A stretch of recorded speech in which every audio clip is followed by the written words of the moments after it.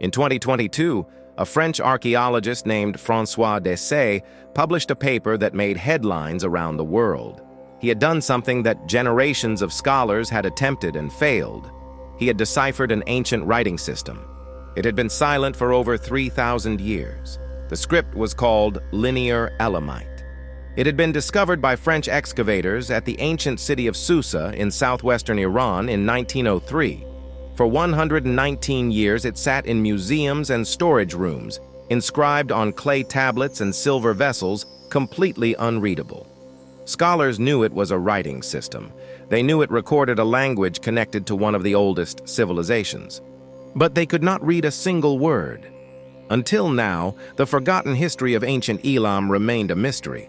When Dessay's decipherment was announced, media coverage compared it to the decipherment of Egyptian hieroglyphs. National Geographic published a feature on it in January 2026.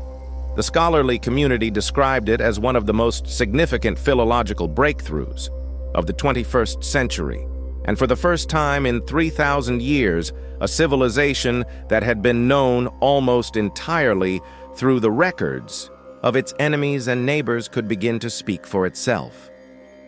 The civilization whose voice had been restored was Elam, and Elam is one of the great hidden stories of human history. When most people think of ancient Iran, they think of Persia, Cyrus the Great, Darius, the Achaemenid Empire, the wars with Greece. Persia is one of the most famous civilizations of the ancient world. But Persia rose in the 6th century BCE. Elam had already been a major civilization for over 2,000 years before Cyrus was born. Elam was ancient when Persia was not yet an idea. This is the story of the Elamites, the civilization that was there before Persia, the people who spoke a language that belongs to no known family, the builders of one of the most remarkable architectural achievements of the ancient world. And, according to modern DNA analysis, the ancestors of peoples who are still living in the mountains of western Iran today. Elam occupied one of the most strategically significant geographic positions in the ancient Middle East.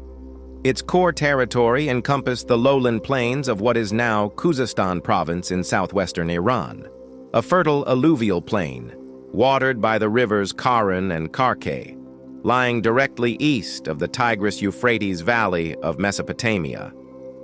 But Elam also extended eastward and northward into the Zagros mountain foothills and highlands.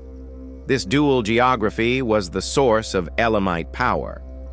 The lowland city of Susa, which the Elamites called Shush, sat at the edge of the Mesopotamian plain, close enough to the great Sumerian and later Babylonian cities to trade with them, compete with them, and periodically conquer them. The highland city of Anshan, located in the Zagros foothills near what is now Shiraz, gave the Elamites access to timber, stone, and metals. By controlling both the mountains and the lowland plains simultaneously, the Elamites became the dominant middlemen of the ancient world. Trade routes connecting the Persian Gulf to Central Asia and the Indus Valley civilization to the cities of Mesopotamia all passed through Elamite territory. The Elamites taxed this trade, participated in it, and built their civilization on the surplus it generated. The name Elam comes from the Akkadian and Sumerian words for highlands or high country. The Elamites themselves called their land Haltamti. They appear in some of the oldest written records in existence. The Bible mentions Elam in the book of Genesis. Mesopotamian records from as early as 2700 BCE describe conflicts and trade relationships with the Elamites. They were, from the very beginning of recorded history, one of the major players in the ancient world. The most remarkable and most studied characteristic of the Elamites is their language. Elamite is a language isolate, a language with no demonstrated genetic relationship to any other known language family. It is not Indo-European, the family that includes Persian, Kurdish, Greek, Latin, and most European languages. It is not Semitic, the family that includes Akkadian, Babylonian, Assyrian, Arabic, and Hebrew. It is not Sumerian, which is itself an isolate. Elamite simply stands alone. In a region where ancient language families have been mapped, Elamite remains outside every known grouping. Its grammar, its vocabulary, its phonological structure, none of it connects to anything else we can identify. This linguistic isolation is itself historical evidence. It tells us that the Elamites were not the product of the great Indo-European migrations. They were something older, a population rooted in the Iranian plateau from a time before the great language spreads.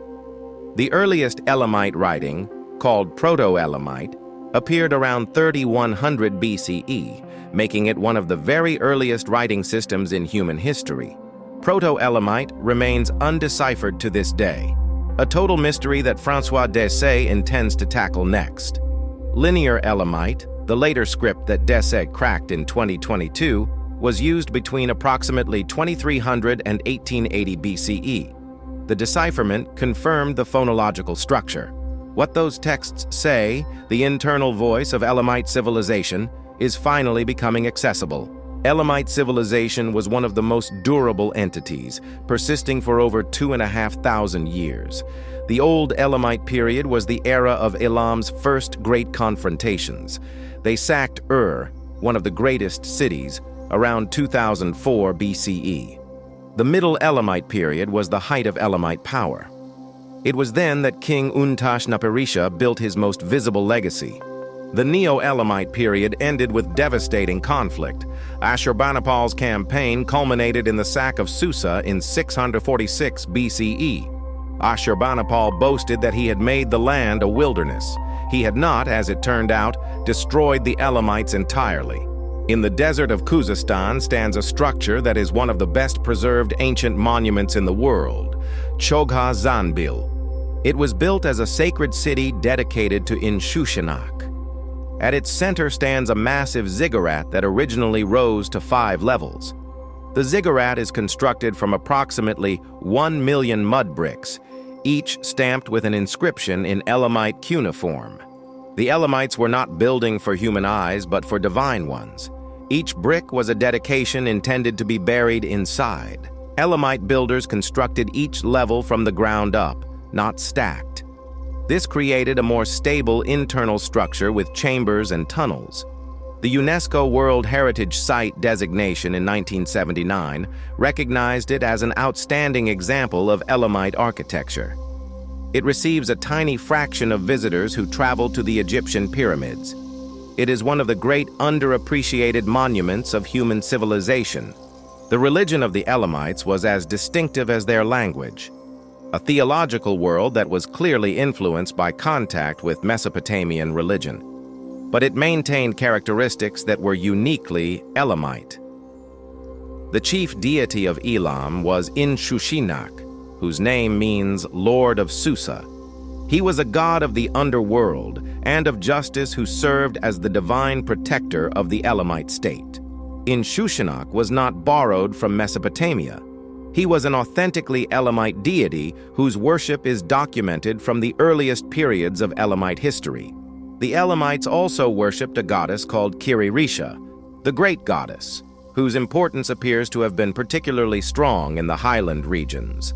The prominence of female deities suggests that Elamite society may have had a stronger matrilineal component than the patrilineal societies of Mesopotamia. This is supported by Elamite succession practices, in which the throne sometimes passed through the female line.